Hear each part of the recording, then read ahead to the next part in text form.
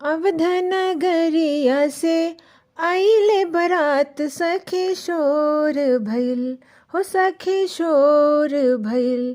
अब मिथिला नगर गुलजार सुन हो सखी शोर भइल।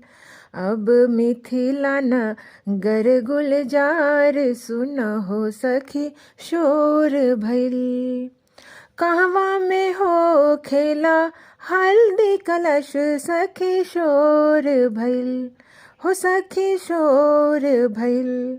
अब कहवा में होला मटकोड़ सुन हो सखी शोर भइल, सुन हो सखी शोर भइल। अंगना में हो खेला हल्दी कलश सखी शोर भइल, हो सखी शोर भइल। अब बगिया में होला मटकोड़ सुन हो सखी शोर भइल, सुन हो सखी शोर भइल।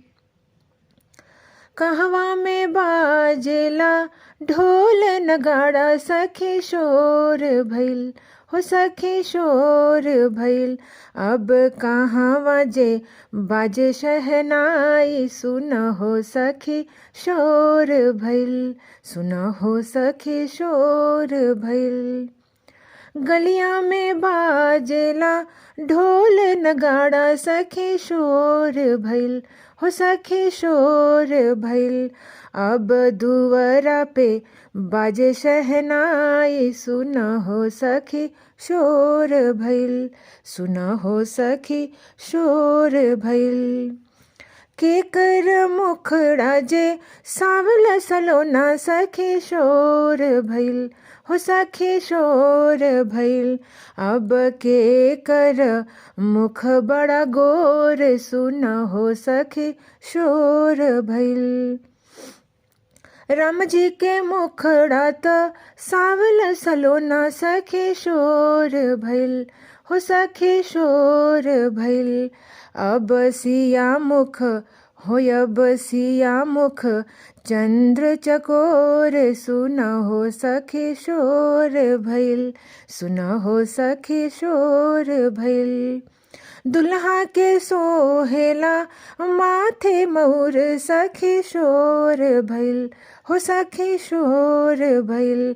अब सिया मुख सोलहो सिंगार सुन हो सखी शोर भइल।